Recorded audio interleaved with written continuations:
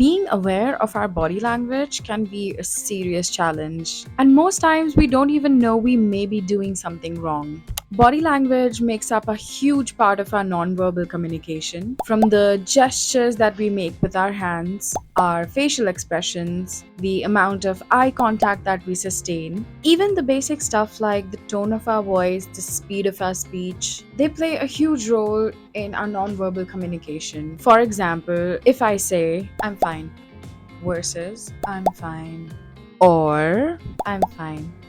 Can you tell the underlying subtext in all the three versions? A good tip would be to mute the sound and just look at the facial expressions, and you'll have your answer. Could you guess? Ah, look at you being all empathetic. Good job. Often, in the middle of conversations, we might be signaling to people that we are not interested or we are inattentive, even when we're standing right in front of them. In this video, I will help you identify some common body language mistakes. And did you know that body language is highly culture specific? So, if you don't want to offend people in your next trip to any of these countries, watch till the end, and I bet you will be as shocked as I was. And have you hit the like and subscribe button yet? Because that would be excellent nonverbal communication on your part. Okay, let's cut to the chase and look at some common body language mistakes. Not making enough eye contact. Alright, so right off the bat, making too much eye contact or too little eye contact are just no-nos. As a speaker, it is fine because you're traveling inside your brain to come up with words to say next. But as a listener, if you are constantly looking away from the person who's talking, then you might be signaling to them that you are not interested in what they have to say. And you must have noticed that some people, while talking or narrating a story, often look up.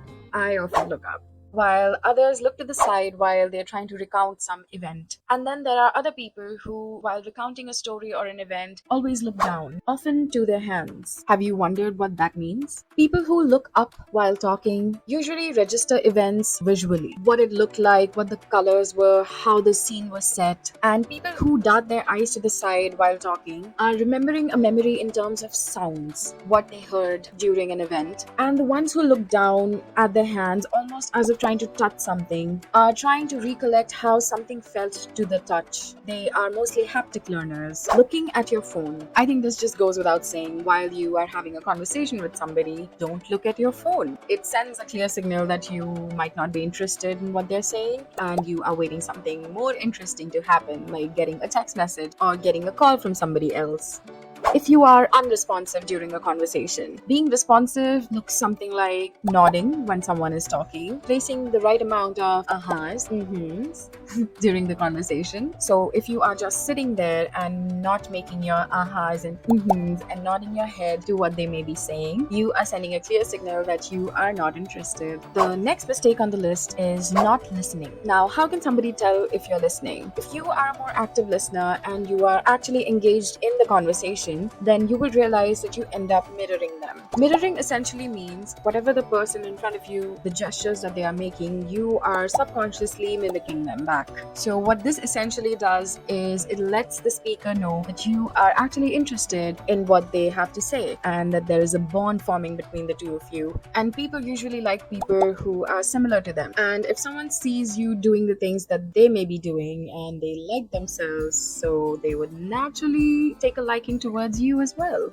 Not respecting someone else's personal space. Just to be safe, always keep a distance of 1.5 feet between you and another person. Especially if you're working in an office setup or in a closed environment, it's always advisable to not crowd people. If you are a man and you work with a lot of females, then it would be very nice of you to keep a comfortable distance between yourself and your female co-workers. If you want people to like you, you don't want to crowd them. You don't want to stand way too close close to them, you will usually see people leaning away from you if you have a habit of standing too close. Don't do it. Being closed off. Sometimes we do something subconsciously that signal to other people that we don't want to talk or we don't want to engage right now, like putting your hands in your pockets or keeping your earphones in while you are conversing with somebody. So even if you are interested in talking to that person, if you do those subtle little things, they may come off as uninviting. There is a common myth about crossing your arms. According to former FBI specialist and world's leading expert on body language, Joe Navarro, in his book What Everybody is Saying, or What Every Body is Saying, I think that's a very clever name, he tells us that crossing the arms is more of a self-soothing action as opposed to a defensive one.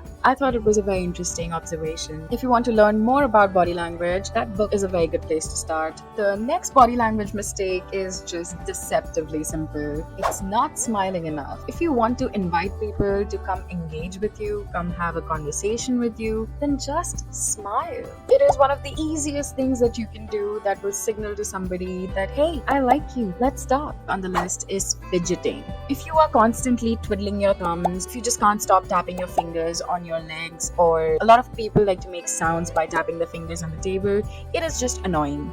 Not probably to the one who's doing it, but to the people who are around them. Don't do it. Mistake is hunching or slouching. Now I know that we sit for most part of our days, so it's very normal to curl back into a more comfortable position, but it just sends a very timid signal to anybody who's around you. When you slouch, you indicate to people that you are trying to make yourself smaller, that you do not have enough self-confidence. And sitting in the right posture exudes a lot of confidence, and that's how we want people to perceive us, that we are confident and we can get the job done. It also shows that we have stronger core muscles, which is a general indicator of good physical health. We are not conscious about where our feet are pointing. I know, right? This is a weird one. Let me explain. When we are interested in someone or we are around somebody that we like, our feet are usually pointing towards them when we talk to them or when we are giving them our attention. So if I am talking to you right now and my feet are not pointing towards you, then you can be sure that I may not be fully into this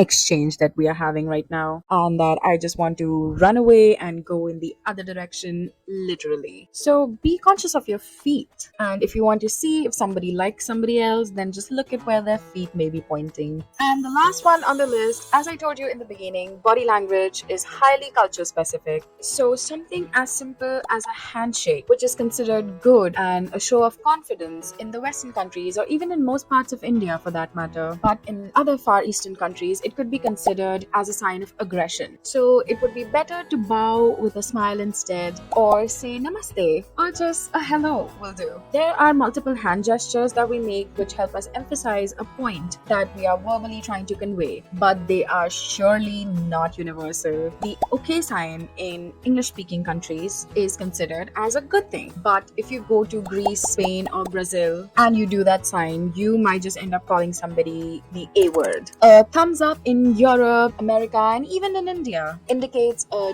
job well done. But in Greece or the Middle East, it can mean something totally different, and bad different. So just don't do it there. Take my word for it. And the rock on sign, it is considered very offensive. In Latin and Mediterranean countries like France, Brazil, Greece, Portugal, Spain, and Mexico, it means I am sleeping with your wife. Just be mindful and don't do it. And this one just blew my mind. If you do the curling finger come here gesture in the Philippines, yeah, just don't, because it might just get you arrested. It is considered very offensive, very derogatory, so no kidding.